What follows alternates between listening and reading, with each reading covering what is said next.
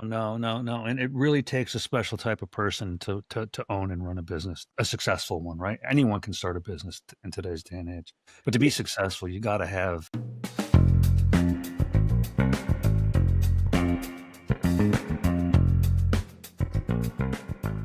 Hi, everyone. Welcome to today's episode. For those of you joining the podcast, we are RFH Partners, and we specialize in helping people in the construction and B2B SaaS industries scale their revenue. So if you want to learn how to take your business to the next level, make sure you stick around. And if you're interested in a free growth consultation, just drop a word in the DMs. Mark, welcome. Thank you. I'm glad to be here. Yeah, I'm glad to have you. Looking forward to this conversation. You've had a long career. Can you walk us through the journey from starting your installation company in Scotland to running it remotely in Vancouver? What were the biggest challenges in making that leap for you? Yeah, a long career. It feels like it every time I get up in the morning. I know. Me You know, too. it's been interesting. It's been different, I guess. I started out just like anyone in the trade. I started out as an apprentice. Um, Started working for a business. I'm on building sites, and I ended up working for a company. We're doing lots of home improvements, and it was that home improvement side of things that really I started really enjoying. And the guy I worked for retired, so that was retiring. So that was giving me decisions to make. What am I going to do? Am I going to go and work for someone else, or do I work for myself? And an opportunity came along to work for a national kitchen company to install their kitchens. And so, it was just too good an opportunity. So that's what I did. I became self-employed and subcontracted to this national company and installed their kitchens. And it was great. It was just my life changed overnight. I was suddenly every day I'm in different people's homes, and the job Right. lasted. The maximum a job lasted was a week. It was you were always seeing something different. And Which keeps it exciting, right? yeah, and I'm Yeah. Different and challenges. Everyone and from brings running a something. business, working with someone, suddenly lots of his problems were now mine. And so I Yeah. had to subcontract that plumber or the tiler or the electrician, and I'm dealing with their payments and their tax and all these different kinds of things. So that gave me a whole new adventure, something to get my teeth into. And then that went along fine. 2008, massive financial crash across the world.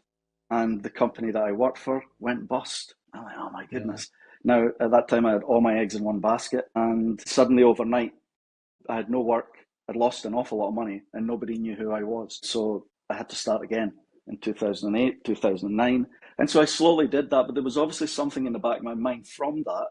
I got my business up and running again, but there was something from that that slightly unsettled me. And my wife and I would have these conversations every couple of months about, oh my goodness, let's do something different. And so moving abroad became one of those things. And to cut a long story short, it became Vancouver was going to be the place. That seemed to be Right. It's a where it was going to beautiful city. be. It's a beautiful And, city. but we knew nothing about Vancouver. So my wife said, look, one of us is going to go. We've got 4 young kids, so we can't go together. And we could go, if I Yeah. went with you without the kids, we could go anywhere in the world. It would feel fantastic. And if it was just the two of us. So I decided to come to Vancouver on my own for a week. I drove around, looked around, dug deep into the communities and things like that, and decided, yeah, this was the place to come. So one thing led to another. I went back. We put the house on the market. Difficult time again financially in the UK. Housing market was at the bottom, was out of it. But we struggled, and I ended up selling my house 8 weeks before our move. The move was all set up, but it was 8 weeks before we moved. And so, yeah, I came over here. And part of that moving was obviously I had this business and I'd got it back up and running again. So, what was going to happen with the business? And there was lots of people made a lot of money off of what I did. And that didn't sit well. So I just sat down and thought, right, I've got to come up with something. And so I decided to bring in a partner and thinking, well, he could run the day to day. He could run the installations, the work that's there. And I'll go to Canada, and I don't know what I'm going to do in Canada. I'll go to Canada and we'll Yeah. see where Right. this Right. Right. goes. But what that did was it got me off the tools. And now when I had to look for something to do, I was able to focus on the business and different sides of things. And initially that was difficult to do that, to allow someone else or watch someone else do all the work that I did for all these years before and allow them to do it. But that's what we did, and as I say, that allowed me to just focus on different things and start learning a bit more about what it really takes to to run a business, and it's not just on the trade side of things. Yeah. I mean, I can draw a lot of parallels in my professional career. I had a similar incident in 2008 myself. The construction industry was hit hard. A Yeah, lot of businesses needed to pivot and figure out what they were going to do. Tough times. You mentioned that about 80% of the UK tradesmen are self-employed, kind of like the man in the van operations. What are the unique daily struggles and pressures that defined that type of business model, especially when it comes to things like quoting and new business? Because you mentioned briefly, like when you put the tools down, you were able to focus on the business, right? yeah, and There's so many in the industry that they have to do both. it's a difficult situation for that sole trader, and that's really in the UK, that's my background. Now, it's all these one-man bands, man with a van, as you say, but one-man band, they're self-employed. In the 80s, it was Prime Minister was Margaret Thatcher. She made it a lot more easy to become self-employed and run your own business, and gave this vision to people that you could be in control. But what it did was, if you had these skills, your skill was the trade. Your skill was being a joiner, being a plasterer, being a plumber. Yeah. And not at any point, whether that's during school or whether it's during your trade, did anybody ever say anything about margins, Yeah. marketing, What's or a anything. margin, right? What's a Yeah, margin? and marketing, or how do you actually get the work? And suddenly everybody's, I'm going to be self-employed, and I've got a few homers set up. I've got all this, people have came and asked me to fit a few doors for them, and you're all excited because you've got 6 weeks work, and it's like, no, you need a lifetime of work now. Now it's on your shoulders, and that becomes very, very difficult when you're the guy doing the do. And if you're a Yeah. one-man band, you have to go out and you have to install that kitchen, or you have to build that fence, or you have to lay that floor. And then, so that causes a lot of problems when it comes to, one, you don't know the other side of the business. You're blagging it, basically, for pricing jobs and quoting jobs and running other trades. Everybody's just winging it. On a level, they're winging it. And winging it quite well. And it's amazing how you Yeah. can adapt. Yeah. But it does become difficult in your deal. You turn up to a job and you've got your materials, or your materials delivered, and something's damaged, and now you've got to organise to get that fixed. The customer's on the phone for a job next week asking you questions, and you've got to stop what you're doing. And just all of these different things are coming at you. The plumber doesn't turn up, and you're like, oh my God. Now that's every minute that you're standing there, that's delaying that job. But you're at another job tomorrow. It's just, stress is through the roof. Yeah. For sole traders, there's so many different things that are happening. You just spend your life firefighting. And so this dream of having your business, your own little business and your own little empire, that was never sold to you, that side of things, that pressure and that stress. So I think that's an experience for a lot of small SME businesses, a lot of one-man band trades. It's a difficult situation to be in, for sure. It's hard for a business model like that to scale, right? Because Yes. it's, it's the job. You have to be there. It's not like you can be 3 places at once, right? You're the guy doing the do. Yeah. How do you do anything different? And Yeah. that was kind of what helped. That's what helped me moving here. Changed that for me, Yeah. because Having I that, couldn't do the do anymore. yeah, So I had having to the change. subcontractor business model definitely changes the landscape, right? Changes the Yeah. game for you. Well, all the subcontractors all have a different vision of what's Yeah. important. So you've got your idea, but if they're not employed with you, I mean, he's got all his problems. He's got customers shouting at him. If you're Hmm. bringing in that plumber and you want that plumber there, but he's choosing between you and Mrs. Smith shouting louder, it becomes that It juggling match of doing it usually ends up being where he's going to get paid the quickest, right? the quickest. But it's a juggling match, and Yeah. but you do get skilled at that. You do. You get skilled at blagging. You get skilled at juggling customers, but you're so close to that edge all the time, doing, and that's a stressful life for sure. Yeah, I have a close friend of mine that's a plumber. He's got a couple guys that work for him. And he does a good living for himself. Yeah. He's like you said, he's always on the edge, right? Yes. He's working 7 days a week, and yeah, then his wife yells at him because he spent all his time working, but none of his bills are out, right? a weekend millionaire. That's how you end up as a sole trader. Do you know what I mean? You're paid this big chunk of money and then it just all suddenly disappears and then you're back there on Monday again. All right. What's your thoughts on, the construction industry, especially the smaller trades type people? It's kind of like an old boys club. Why do you think it's estimates on the back of a napkin, right? It's a handshake kind of deal. What's the reluctancy to adopt technology? What's your thoughts on that? Because it's coming whether they want it or not, right? Yeah, when you come to trades, if you look at the average, again, we're using big paintbrushes here. So if you look at the average age of a tradesman, they're towards the end of their career. No, they're 50, 55 plus, and there's more going out of the business than is coming in. That's a worry. But you've got this. We weren't born. Most of the tradesmen out there, and I'm using a big paintbrush, but a lot of the tradesmen out there they weren't born with technology of this level, and so what they're skilled at is what they do, and they're very skilled at that, and that's what they know. And it's about seeing it's about seeing the benefits. How does this technology benefit me? How is this going to change my life? I've still got to go out and fit Mrs. Smith's kitchen. How's it going to change my life? It doesn't, because that still needs to be done. And it's, where am I going to find the time to sit down and learn all that, or learn about this kind of thing? Tradesmen, I think, of course, you've always got the unicorns that can really grasp it. They're maybe a bit younger, maybe a bit more technically minded, and just ended up in the trades. And they've ran with it. And you look at like social media and some TikTok sensations and all this, and they've ran with this kind of technology to help promote their business. And that's great. But a lot of guys aren't. And a lot of guys are, when you really get down to the grind and the real core of construction, these guys that are hands-on, they're calluses on their hands, they're working hard every day and grinding for every penny.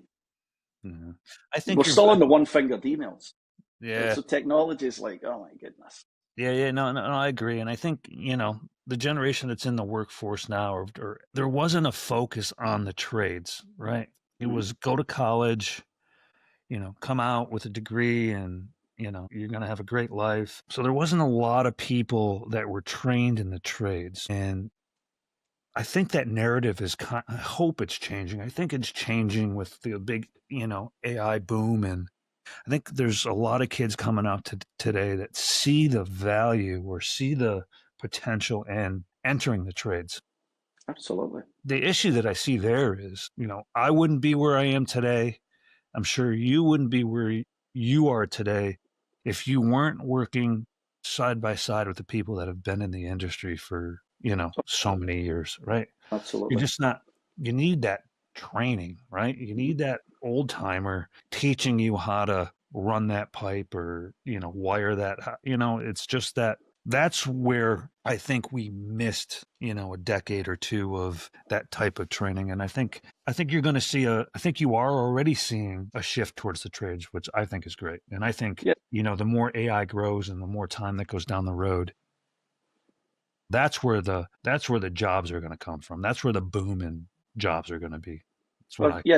Definitely from trade. I don't see any time in the near future that you're going to have an AI plumber. It just isn't happening. AI will help that plumber, but we still need the trades. And yes, mentorship and coaching is so underrated. I mean, people need to realize that if you've got people who have been in the trades all their life, they can help you get from A to B a lot quicker than you'll get to A to B on your own, because you've got a whole load of mistakes you're going to make. These guys have already made them. And so, and you could offer that advice and guide them and help them understand how to get beyond that man in a van, how to get that dream that they want, how to be successful. You'll always be, I always believe if you want to work for yourself and be successful and work for yourself and be self-employed, to be able to go out and make a living or make a wage, I think most people could do that. Yeah. Whether that be in construction or be in any kind of industry, I think you'll do that. But all you've really done is bought yourself a job. So you have your job, you're getting your wage, but you bought a whole load of stress that you avoided when you were employed for someone. Are you making much more money? And I think you are. I think you are, but you're not. And when you actually, if you added up all the hours, like of a tradesman or a sole trader, they may be they feel they're earning a little bit of money. But I dare anybody to sit down and count the hours that they've worked. Not the 8 o'clock to 4 on the job fit in the kitchen, It's the 4 o'clock to 10 o'clock when they go home, or those few hours at the weekend. Add those hours up and then spread that across what you're earning. I bet you see that your hourly wage isn't really that much different from being employed. Oh, no. And it really takes a special type of person to own and run a business, a successful one, right? Anyone can start a business in today's day and age. But to be successful, you gotta have that grit, determination, and that, I think the biggest issue with businesses failing today, and I think it's probably been that way for a very long time, is the mindset you just don't quit. I mean, things aren't always roses, right? Things are going to get tough, and the business owners that can pivot and grind and find a solution and just don't quit mentality are ultimately going to prevail. Yeah, it's important. And I think, to kind of put a bow around this with technology and the man in the van, and the one thing that all these people experience from one time or another, and I think it really also plays on where you are geographically. Areas have more opportunities than others, right? Is Absolutely. that feast or famine, right? Where all of a sudden you have all this work and then you have got nothing, right? Yep. Because what have you done? You've focused all your efforts on your trade to build this beautiful project, whether it's installing a kitchen or building a house, but you haven't spent any time looking ahead, going, where am I going next, right? Yep. And that there is where AI and the technology can really help them build that consistent lead generation where they can focus on their ideal client and bring opportunity, and that's, once it's set up, that's working behind the scenes 24 hours a day. I agree. Again, back to that micro business, the small, the tradesmen, the bulk of tradesmen in an industry. When are you meant to do that? When you're at your busiest, you think, oh, here we go. I'm making a fortune. Life is good. The work's coming in. But nobody's taught you. It's never been discussed at any point that that's the point where you need to do all your marketing. That's the point when you really need to be pushing. When that peak starts going down the way, because it will go down. Right. So you need to start putting yourself out there. But how do you do that? You don't have the time because you're doing the do. Right. And that's how this slight flaw in the model of the one-man band again, if you're just looking to stroll through life, that's fine. You can make it work. But if you're looking for something better, you're looking for a better life, you're looking for a better business, you want to leave a legacy or anything, you've got to grow. And growing means being able to market when you're busy so that you don't get that downtime and the work is there consistently. The other thing is also not panicking. Of course I went through the peaks and troughs of in that same situation because there's only so much time in the day. And so you had to do the work. But I tried to step back and look upon it more as an annual thing, more as a yearly thing. I didn't focus on, oh my God, no, I'm not earning any money this month. If it was a quiet month or a quiet few weeks, I looked upon it, well, this is what it is in the grand scheme of the year.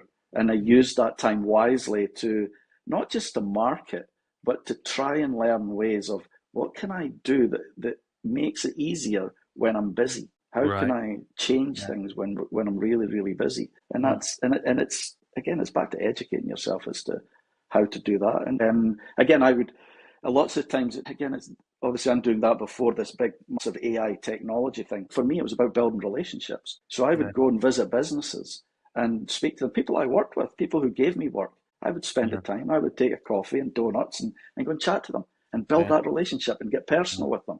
Because I knew that I needed to be the guy when there was very little work. I needed to be the guy on their mind that when that job came through, they thought of me. And so that was top of mind. And so if maybe I wasn't working, maybe I wasn't earning money, but what I can do is I can go and make you remember me. And so I when they nice need help, they go, oh, Mark was just here, right? Let's call him. You just never know. And that was kind of what I focused on. And when it was just, again, time constraints, you could only do so much in a day. So, but what could I do when I was quiet? That's what I could do.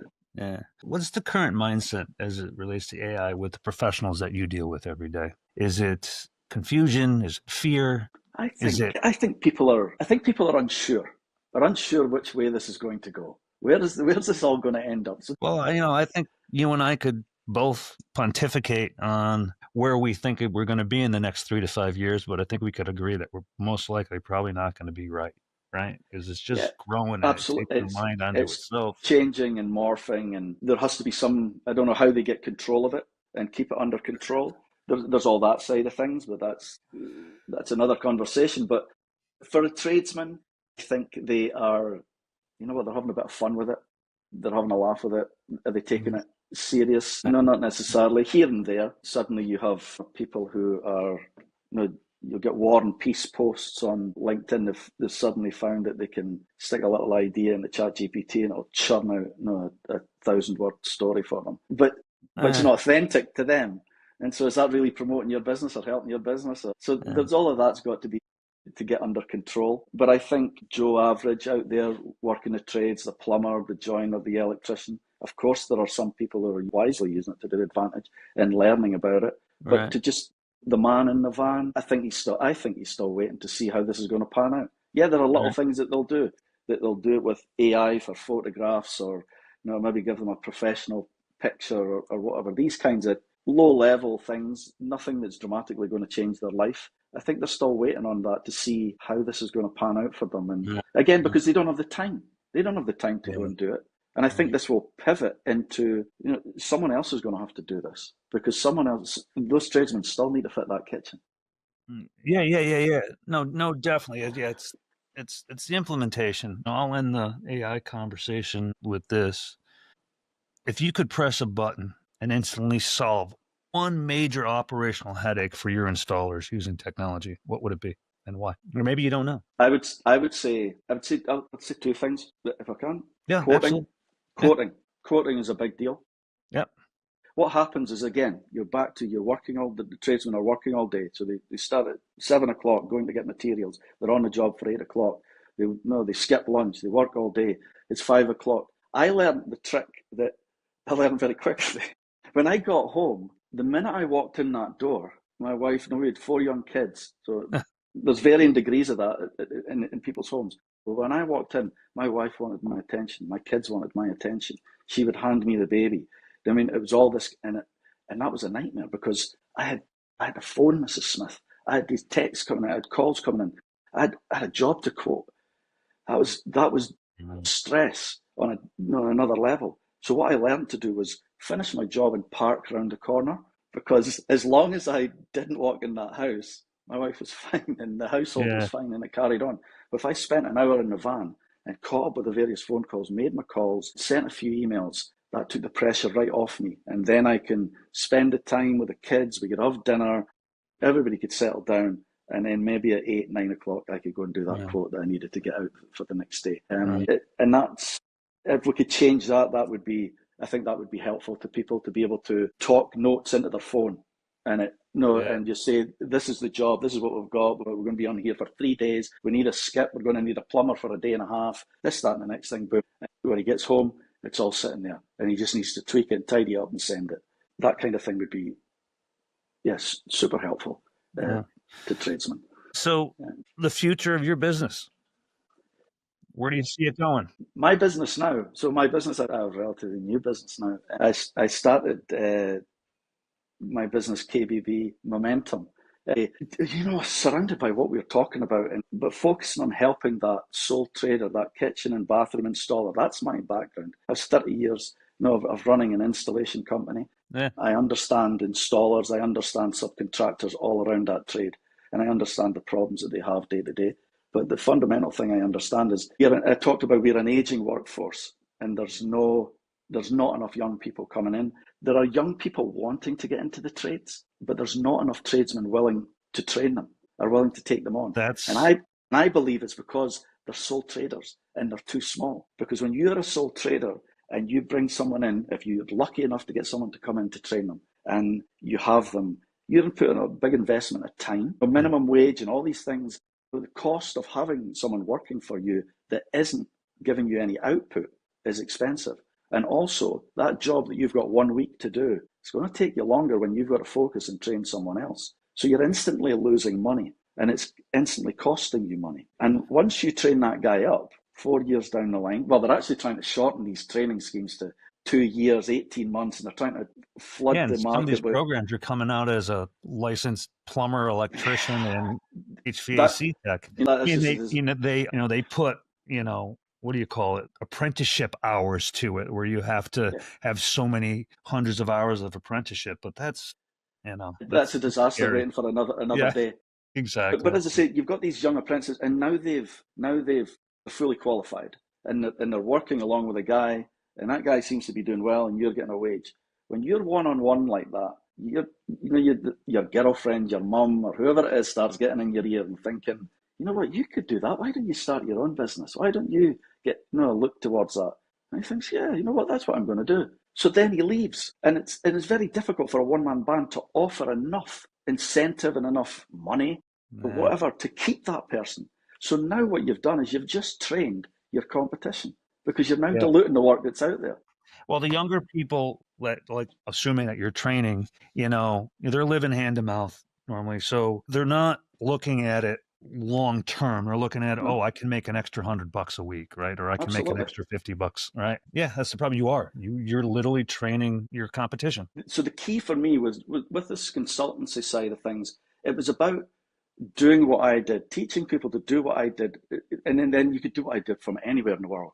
I mean, I came to Vancouver and was able to continue doing this.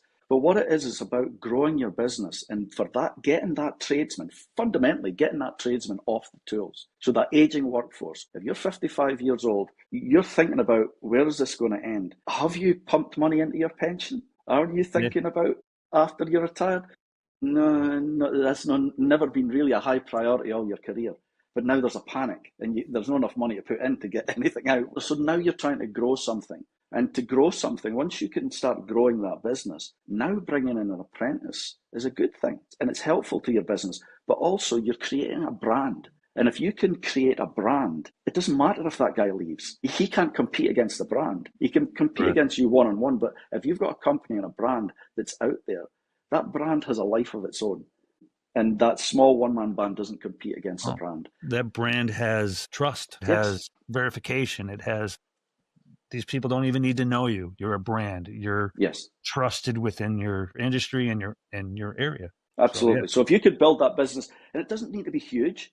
We're not talking about trying to create a mega business, but like that for an installer, if you can become from a one-man band to having, say, 4 installation teams installing kitchens for you, you've got a really good brand there, and you've got a really good business that's churning off money.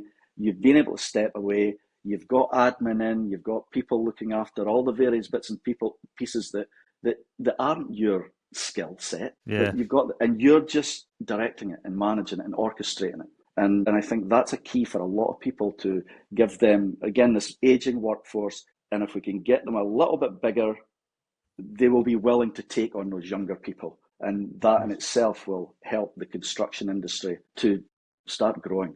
But bringing young people in, put them in a training centre and expecting them to learn a trade in 6 months, 18 months, 2 years, that's a tough one. I don't see how that's going to go overly well. I served my time for 4 years, and even on day one after 4 years, it was a grind. That's when the real learning does start. So there is an element that you do learn once you're on the tools, and once the buck stops at you, you learn pretty quick. What are the current goals for KBB Momentum right now? What are you working on? I'm working with a couple of interesting contracts with businesses, just helping them behind the scenes. Can't go into too much detail with it, but I understand.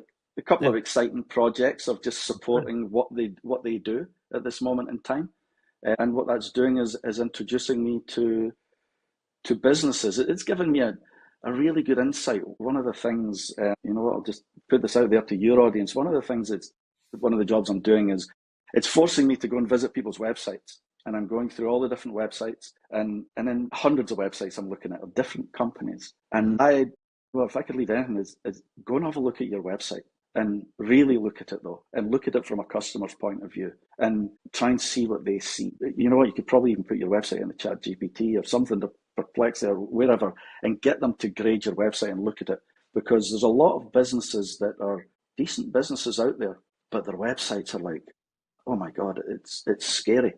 And their businesses would be so much better with tweaks on their websites. A lot of people don't, I think they understand that they need a website, but a website can be powerful. You can a huge tool. Track, who visits it. There's a lot of things you can do. And that's just another example of what AI can do. They can optimize websites and set up tracking. The thing is, what people need to look and think about for the future is AI is going to change how you're found as a business. Now, Google, we could have Google ads, we could your SEO, it can, it used to be you wanted on page one. Now page one is just, well, average is not. Well, you have to be ranked with AI now. It's not just Exactly. Google. You got to be ranked with ChatGPT, Perplexity, and all these others. But now these tools are looking for different things. These tools are not looking for you, that you've paid, you advert. They're looking for certifications. They're looking for accreditations. All these things are different signals that AI is going to look for to think, you know what? Yeah, this is a really reputable business. So throwing a little bit of money at Google ads, things are going to change. I know for myself that I was a Google guy and I'd Google everything. No, and when I'm searching, I'm probably 60-40 now. And the 40 is like, when I do a search on Google, God, why am I doing this on Google? I get a far better answer if I go on AI. Yeah. And I think, and that's changing. And it's amazing the different answers and the different angle that AI looks at, that who's the best guy out there for what you're looking for. And so there's going to be a lot of businesses that are going to get caught out with this, and this is happening rapidly. AI has been, and as I say, it's been in a very short space of time that my habits of searching have changed. When I'm looking for a company, when I'm looking for a product, I'm not always going to Google. But all these businesses, you need to think about how you're going to get found, and really look at that. It could be a good tool. It could be very useful for you. And people if you'd spend a little bit of time understanding AI, understanding how you'll be found by AI, little things like accreditations and being, you are who you hang around with. So being aligned with the right organizations. These are all good signals for AI to think, yeah, this is a reputable business. We will push them forward. Nailed it. You've nailed it. That's exactly what's happening. How do our listeners find you? They will find me, Mark Conacher, on LinkedIn. I'm a big LinkedIn fan. I think that's how we got together, was on LinkedIn. Exactly. You could email me at mark@kbbmomentum.com, or you can visit me at kbbmomentum.com. Is there anything else you'd like to share with our listeners? Maybe you have a lot of interest in right now or working on? Or... Yeah, just, you know what, my interest is tradesmen. It's getting the young people into the trades. And really, the trades is, we said earlier, the construction, the trades has been good to us. Yes, there are pivots and dips and bumps in the road, and that's all part of the adventure. And it's exciting and it's different, and it's a great industry to be part of. I think I found that niching down into the kitchen and bathroom industry was very beneficial for me. It's like anything, you think this industry is big, but it's very small. But it's allowed me to do just different things that I would never be able to do. I'm headed to the trade show called the Installer Show in the UK, and they bought over the Build It trade show, which is in New York in March. So I'm headed there to speak in New York at this trade show. I mean, that's fun. That's exciting. I've spent 30 years of my career in Manhattan.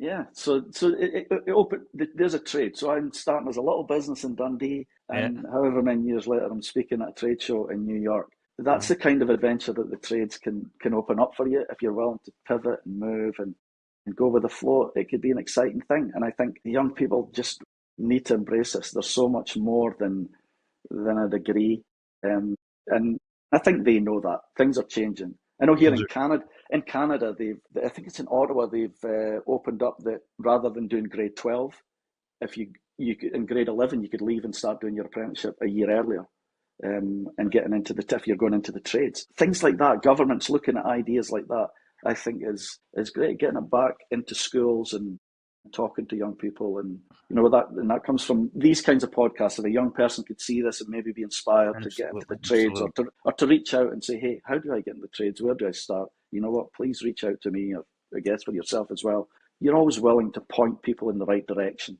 because if I don't know, I definitely know a guy who does. And it's just about supporting one another in this industry, for sure.